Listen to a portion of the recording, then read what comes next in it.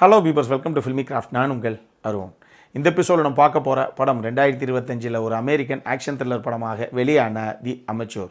இப்போ இந்த படத்துடைய கதை என்ன அப்படிங்கிறத லைட்டாக இங்கே நம்ம பார்த்துடலாம். படத்தில் நம்ம கதாநாயகனுடைய பேர் சார்லி ஹெல்லர். இவர் சிஐஏல ஒரு டீகோடராக வேலை பார்க்கக்கூடிய ஒரு ஆள். பயங்கர புத்தி கூர்மை இருக்கக்கூடிய மிகப்பெரிய பிஸ்தா. எந்த சீக்ரெட் கோடாக இருந்தாலும் அதை டீகோட் பண்ணுறதுல நம்மளால் வேறு மாதிரி ஒரு சம்பவத்தை பண்ணக்கூடிய நபர். ஸோ அப்படி ஒரு திறமையான நபராகத்தான் ஆரம்பத்திலேயே இவருடைய கதாபாத்திரம் சித்தரிக்கப்பட்டிருக்கு. இவருக்கு செரா அப்படின்னு சொல்லி ஒரு மனைவி மேலே உயிரே வச்சுருக்காரு. மனைவியும் இவர் மேலே உயிரையே வச்சுருக்காங்க. இப்போ இவங்க யார், இவருடைய மனைவி இருக்காங்களே, அவங்களுடைய ஒர்க்கு ரிலேட்டடாக ஒரு பிஸ்னஸ் மீட்டிங் ஒன்று இருக்குது, நான் லண்டன் போகிறேன் அப்படின்னு சொல்லி போகிறாங்க.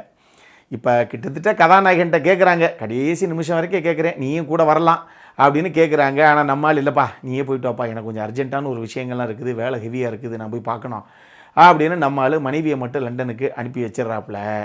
இப்போ இவர் ஆஃபீஸ் போனதுக்கப்புறம் ஒரு சில சீக்ரெட்டான ஃபைல்ஸ் இருக்குது, அது எல்லாத்தையும் வழக்கம் போல் டீகோட் பண்ணி ஒரு மேட்டரை கண்டுபிடிக்கிறாரு. அதாவது சட்டத்துக்கு புறம்பா வழக்கம் போல் அவங்க ஒரு ட்ரோன் ஸ்ட்ரைக்ஸ் எல்லாத்தையும் எங்கேயோ பண்ணி வச்சுருக்காங்க. ஆனால் அது தெரிஞ்சது அப்படின்னா நாட்டுடைய கௌரவமே போயிடும். அப்படிங்கிறனால அது எல்லாமே தீவிரவாத தாக்குதல் தான், இல்லை தற்கொலைப்படை தாக்குதல் தான் அப்படிங்கிற மாதிரி அவங்க அதை சித்தரித்து வச்சுருக்காங்க அப்படிங்கிறத நம்மளால் கண்டுபிடிக்கிறாரு.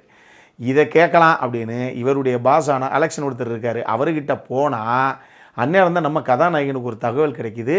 லண்டனுக்கு போனாங்களே இவருடைய மனைவி, அந்த அம்மா அவங்களுடைய பிஸ்னஸ் மீட்டிங்கு, அந்த கான்ஃபரன்ஸ் எங்கே நடந்ததோ அந்த இடத்துல திடீர்னு 4 பேர் முகமூடியை போட்டு துப்பாக்கி கையுமா உள்ளே நுழைஞ்சு ஒரு மிகப்பெரிய ஹாஸ்டேஜ் சுச்சுவேஷனை ஒன்று க்ரியேட் பண்ணி அங்கே அந்த அம்மாவை போட்டாங்க.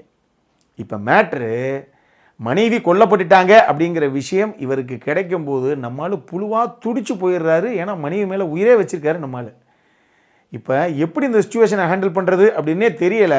கதறி அழுது எந்திரிச்சு போய் நேராக பாஸுக்கிட்ட, நீங்கள் எப்படியாவது நியாயம் கேட்டே ஆகணும், யார் என் மனைவியை போட்டு தள்ளினதோ அவங்க நீங்கள் சும்மா விடக்கூடாது அப்படின்னு இங்கே அப்படியே குதிக்கிறார் இவர். ஆனால் அவர் பாஸ் என்ன சொல்கிறாரு, இங்கே பாருங்கள், இது லீகலாக என்னென்ன பண்ணுவாங்களோ எல்லாத்தையும் அந்த கவர்மெண்ட்டே பண்ணோம், நீ கொஞ்சம் அவசரப்படாமல் இருப்பா, நம்மளால் எதுவும் பண்ண முடியாது இதில் அப்படின்னு ஒரு சொல்ல போக கதாநாயகனுக்கு பயங்கர காண்டாகி போயிடுது.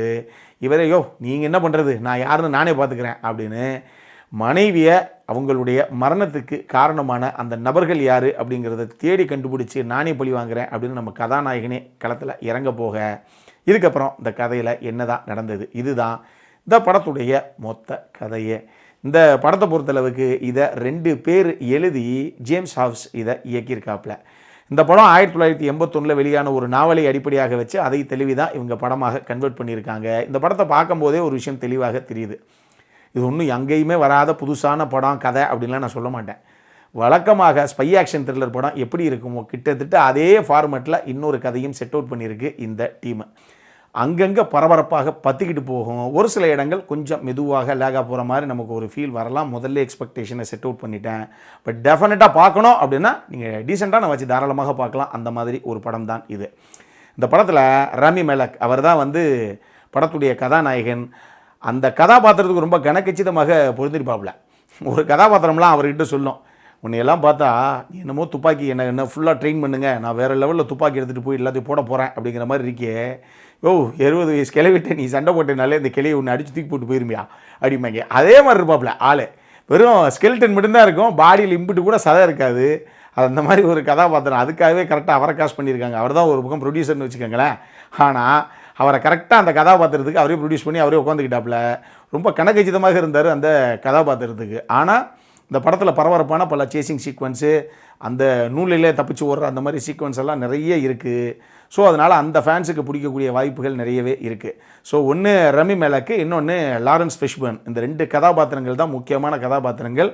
2 பேருமே அந்த கதாபாத்திரத்துக்கு என்ன தேவையோ அதை நல்லாவே பண்ணியிருந்தாங்க அப்படின்னு நம்ம சொல்லலாம். இந்த படத்தில் இந்த படமும் டெக்னிக்கலி டெஃபினட்டாக சவுண்டான படம் தான். ஆக்சுவலி டெக்னிக்கல் சைடு கான்ட்ரிபியூஷனை பார்க்கும்போது இல்லைங்க, நல்லா செலவழிச்சு எடுத்திருக்காங்க, பயங்கரமாக எடுத்திருக்காங்க அப்படிங்கிற அளவுக்கு. கொஞ்சம் அங்கங்கே நிறைய லொக்கேஷன்ஸு, நிறைய நாடுகள் அப்படி இப்படின்னு சுற்றி, நான் தான் சொல்கிறேன், அந்த ஸ்பை ஆக்ஷன் த்ரில்லரில் இந்த மாதிரி சம்பவம்லாம் நடக்கும். திடீர்னு டர்க்கியில் இருப்பாங்க, திடீர்னு பார்த்தா நான் அயர்லாண்டில் இருக்கேம்பாங்க, திடீர்னு நான் யூகேல இருக்கேம்பாங்க, லண்டனில் இருக்கேம்பாங்க. இந்த மாதிரி அங்கங்கன்னு பல ஊர்கள் நாடுகள் அங்கிட்டு இங்கிட்டு சுற்றி இந்த கதைக்களம் வருது. அதனாலேயே நல்லா செலவழித்து தான் டெஃபினட்டாக இந்த படத்தை எடுத்திருக்காங்க. டெக்னிக்கலி தேவையான விஷயங்கள் எல்லாமே உள்ளே இருக்குது இந்த படத்தில். ஆனால் இதனுடைய பிரச்சனை என்ன அப்படின்னா, டெஃபினட்டாக படம் ஒரு சில இடங்களில் டெல்லடிக்கு தான் செய்யுது. இவ்வளோ தூரம் தேவையில்லைங்க, 2 மணி நேரம் 4 நிமிஷம் ஓடுது. ஒன்றே நீங்கள் கிறிஸ்பாக பண்ணியிருக்கணும், அது தேவையே இல்லைன்ட்டு விட்டு போயிருக்கணும். ஏன்னா ஒரு சில காட்சி அமைப்புகள் மட்டும் கிடையாது, ஒரு சில கதாபாத்திரங்களே சும்மா மேலோட்டமான லெவலில் தான் எழுதப்பட்டிருக்கு. சும்மா அங்கங்கே வந்துட்டு போகிறாங்க, அவ்வளோதான்.